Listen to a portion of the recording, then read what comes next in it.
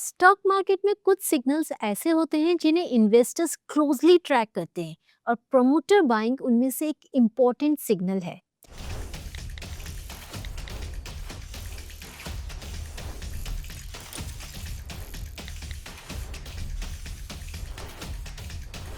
इसका रीजन बिल्कुल सिंपल है। प्रमोटर्स अपने बिजनेस का सबसे डीपली समझते हैं।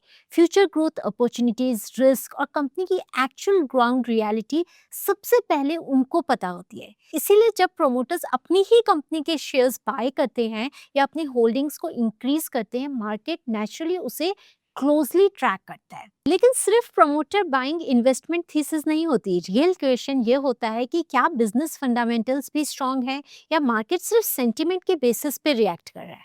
इस वीडियो में हम 4 ऐसे स्टॉक्स डिस्कस करेंगे जहां रीसेंट प्रमोटर बाइंग हुई है या प्रमोटर होल्डिंग इंक्रीज हुई है, और साथ ही एनालाइज करेंगे कि इन कंपनीज के फंडामेंटल एक्चुअली इस सिग्नल को सपोर्ट करते हैं या नहीं करते।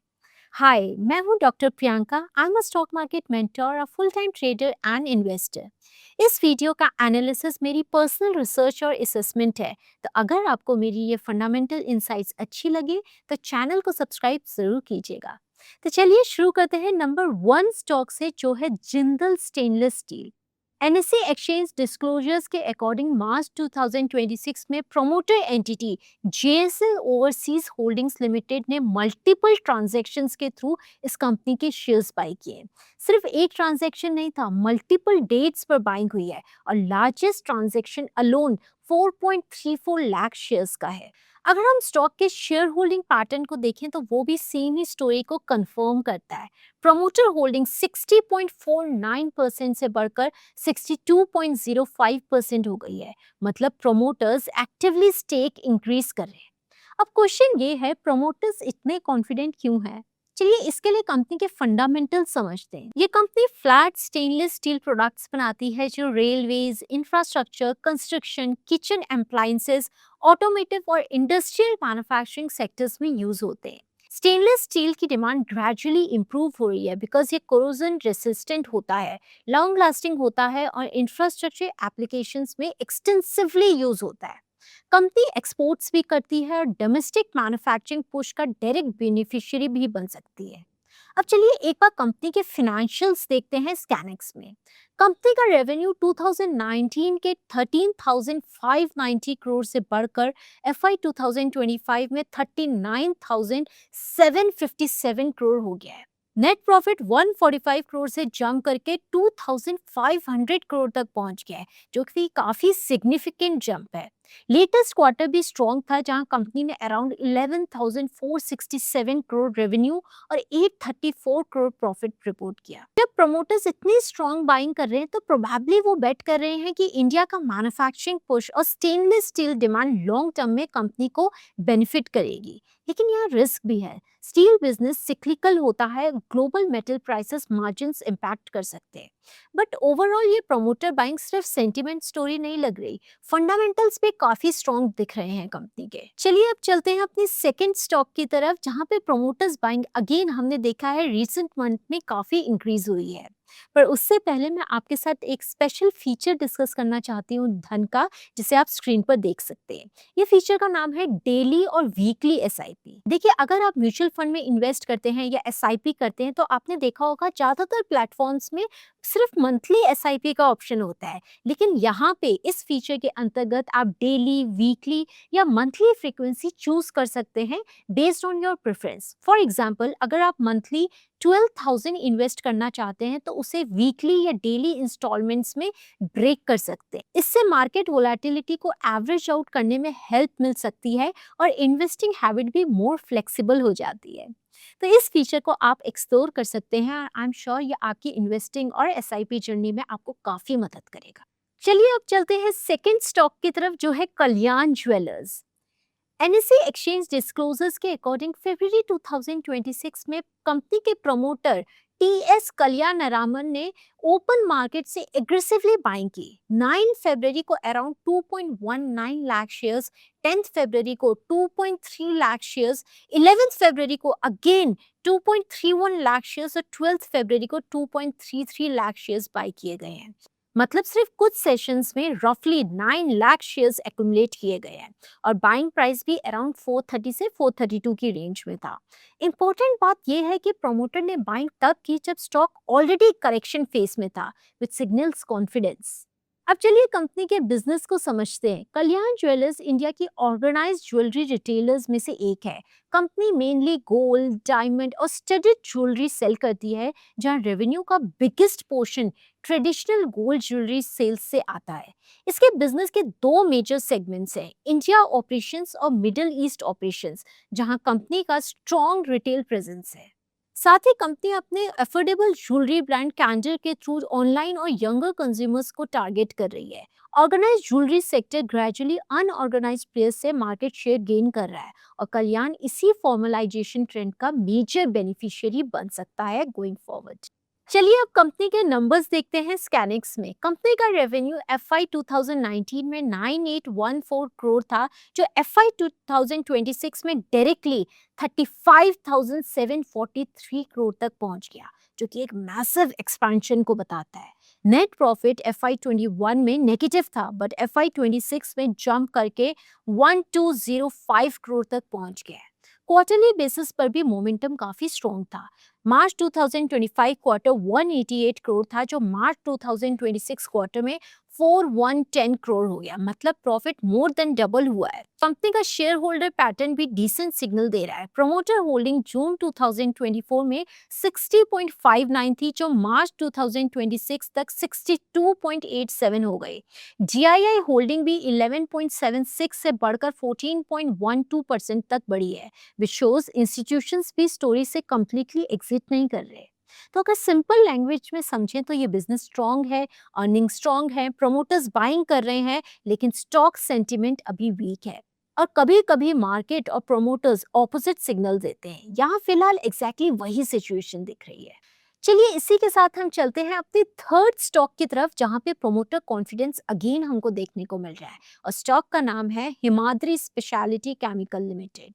प्रमोटर कॉन्फिडेंस की अगर बात करें तो शेयर होल्डिंग सितंबर 2024 में अराउंड 50.78% थी, जो बढ़कर मार्च 2026 तक 52.49 तक हो गई है। मतलब प्रमोटर्स ग्रेजुअली अपनी स्टेक इंक्रीज कर रहे हैं और सिर्फ होल्डिंग इंक्रीज नहीं हुई है, एक्चुअल इनसाइडर बाइंग भी हुई।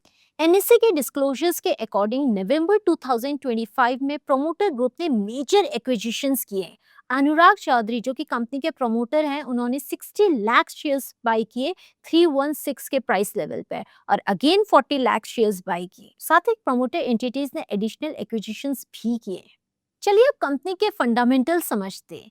Himadri speciality chemical limited chemicals और एडवांस्ड कार्बन मटेरियल बिजनेस में ऑपरेट करती है। कंपनी का कोर बिजनेस कोलता डेरिवेटिव से लिंक्ड है, जहां ये coal tar pitch, carbon black, speciality oils और अदर केमिकल प्रोडक्ट्स मैन्युफैक्चर करती है। इन प्रोडक्ट्स का use aluminium, graphite electrodes, tyres, lithium ion batteries और मल्टीपल इंडस्ट्रियल एप्लीकेशंस में होता है। रिसेंट ईयर्स में कंपनी का biggest focus high growth lithium ion battery material segment पर भी रहा है, स्पेशली एनोड मटेरियल्स। तो सिंपल लैंग्वेज में समझें तो कंपनी ट्रेडिशनल केमिकल बिजनेस के साथ साथ new age EV battery opportunity को भी कैप्चर करने की पोजीशनिंग बना रही है। अब चलिए कंपनी के नंबर्स देखते हैं स्कैनिक्स में। कंपनी का रेवेन्यू 2430 करोड़ से बढ़कर ओवर द इयर्स 4661 करोड़ तक पहुंच गया है। नेट प्रॉफिट भी 324 करोड़ से बढ़कर 777 करोड़ हो गया है। एबिटा 568 करोड़ से 962 करोड़ तक जंप किया है। मतलब कंपनी सिर्फ नैरेटिव पे नहीं चल रही, एक्चुअल अर्निंग्स इंप्रूव हो रही है। क्वार्टरली बेसिस पर भी मोमेंटम काफी स्ट्रॉन्ग है। मार्च 2025 में नेट प्रॉफिट 156 करोड़ था, जो मार्च 2026 में बढ़कर 208 करोड़ हो गया है। रेवेन्यू भी 1148 करोड़ से बढ़कर 1350 करोड़ हो गया एंड एबिटा 247 करोड़ से 304 करोड़ तक पहुंच गया है। ऑपरेटिंग मार्जिन्स भी हेल्दी रेंज में है, अराउंड 19 से 22%, which is solid for a chemical company. और अब रीसेंट ट्रिगर भी काफी इंटरेस्टिंग है। कंपनी ने recently first anode material production start किया है, जो ईवी बैटरी इकोसिस्टम एंगल को स्ट्रेंथन कर रहा है। तो यहाँ पे थीसिस बिल्कुल सिंपल है। प्रमोटर्स खुद बाइंग कर रहे हैं, स्टेक इंक्रीज हो रहा है, प्रॉफिट्स ग्रोइंग है और company EV linked speciality chemical space में एक्सपैंड कर रही है। चलिए इसी के साथ चलते हैं हम अपनी नेक्स्ट कंपनी की तरफ, जो है डीसीबी बैंक। अगर हम इस कंपनी में प्रमोटर बाइंग की बात करें तो एनएससी डिस्क्लोजर्स के अकॉर्डिंग इस कंपनी के प्रमोटर ग्रुप ने रिसेंटली 12.6 लाख शेयर्स एक्वायर किए, जो इनसाइडर कॉन्फिडेंस का स्ट्रॉन्ग सिग्नल है। और शेयर होल्डिंग पैटर्न में भी इंटरेस्टिंग चेंज देखने को मिला है।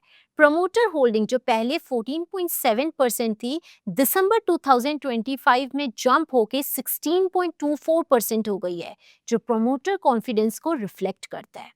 FIIs भी अराउंड 12.64% होल्डिंग मेंटेन कर रहे हैं। अब चलिए समझते हैं कंपनी के फंडामेंटल्स। देखिए, डीसीबी बैंक लिमिटेड एक प्राइवेट सेक्टर बैंक है जो रिटेल, MSME और स्मॉल बिजनेसेस लेंडिंग पर फोकस्ड है।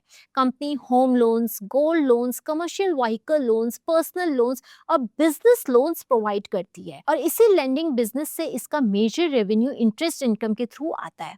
बैंक डिपॉजिट्स भी अट्रैक्ट करता है through savings account and fixed deposits and current accounts. Recent years में मैनेजमेंट सिक्योर लेंडिंग पोर्टफोलियो को एक्सपैंड करने पर फोकस कर रहा है, जो लॉन्ग टर्म एसेट क्वालिटी के लिए पॉजिटिव हो सकता है। अब चलिए कंपनी की फाइनेंशियल्स देखते हैं स्कैनिक्स में। कंपनी का एनुअल रेवेन्यू 3392 करोड़ से बढ़कर 7404 करोड़ तक पहुंच गया। नेट प्रॉफिट भी 325 करोड़ से 732 करोड़ तक ऑलमोस्ट डबल हो गया है। अब अगर हम EPS यानी अर्निंग पर शेयर को देखें तो वो भी 10.53 से 23.01 तक इंप्रूव हुआ है, विच clearly shows profitability is improving. Quarterly numbers पे अगर आप नजर डालो तो वो भी सेम ही ट्रेंड को दिखा रहे हैं। जून 2024 क्वार्टर में नेट प्रॉफिट 131 करोड़ था, जो मार्च 2026 क्वार्टर में बढ़कर 206 करोड़ हो गया है। रेवेन्यू भी 1632 करोड़ से 2119 करोड़ तक ग्रो हुआ है। मतलब सिंपल वर्ड्स में ये कोई फ्लैशी बैंकिंग स्टॉक नहीं है जैसे HDFC या ICI, but improving profitability plus promoter buying combo इसे इंटरेस्टिंग वॉच लिस्ट में रखते हैं। तो चलिए ये थे 4 स्टॉक्स जहां पर रीसेंट प्रमोटर बाइंग या प्रमोटर होल्डिंग इंक्रीज हमें देखने को मिला है। सबसे पहला स्टॉक जो हमने डिस्कस किया था वो था जिंदल स्टेनलेस स्टील, जहां पे एग्रेसिव एक्यूमुलेशन था। कल्याण ज्वेलर्स में प्रमोटर्स करेक्शन के बीच भी खरीद रहे थे। हिमाद्री में ग्रोथ के साथ कॉन्फिडेंस देखने को मिला और DCB बैंक में स्टेक इंक्रीज के सिग्नल मिले। लेकिन एक इम्पॉर्टेंट बात आपके लिए एज अ रिटेल इन्वेस्टर, देखिए जो भी स्टॉक में हम देखते हैं प्रमोटर बाइंग इंक्रीज हो रही है या प्रमोटर होल्डिंग इंक्रीज हो रही है, उसका मतलब ये नहीं है कि आपने इंस्टेंटली जाके उस स्टॉक को बाय कर लेना है। ऑब्वियसली आपने उस कंपनी के फंडामेंटल्स को समझना है और उसको फर्दर एनालाइज करना है। प्रमोटर बाइंग एक पॉजिटिव सिग्नल हो सकता है, लेकिन ये ओनली सिग्नल नहीं हो सकता आपकी इन्वेस्टमेंट के लिए। तो चलिए इसी के साथ मैं इस वीडियो को एंड करती हूँ। अगर आपको मेरी ये फंडामेंटल इंसाइट्स अच्छी लगी हैं तो चैनल को सब्सक्राइब जरूर कीजिएगा और कमेंट्स में ज़रूर बताइएगा कि आपने क्या प्रमोटर होल्डिंग देख के कभी कोई स्टॉक को बाय किया है। I will see you very soon in the next video. Till then bye bye. Investments in the securities market are subject to market risk. Read all the related documents carefully before investing.